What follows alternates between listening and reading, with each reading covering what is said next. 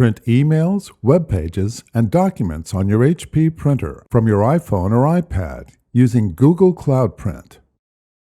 To print using Google Cloud Print from iOS, you must have the following: an iOS device with Google Apps installed, a Google account, and an HP printer that is connected to Google Cloud Print.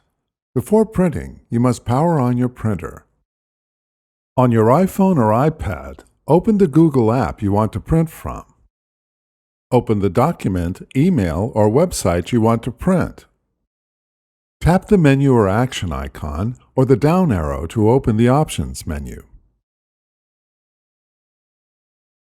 Tap Print. Select your Google connected HP printer. If necessary, tap Google Cloud Print and then select your printer. Adjust any print settings as desired, and then tap Print.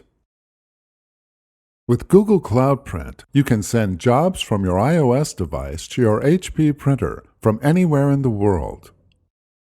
Before heading ahead into the video, in case you are facing any issue with your Netgear range extender device, get in touch with our Netgear experts.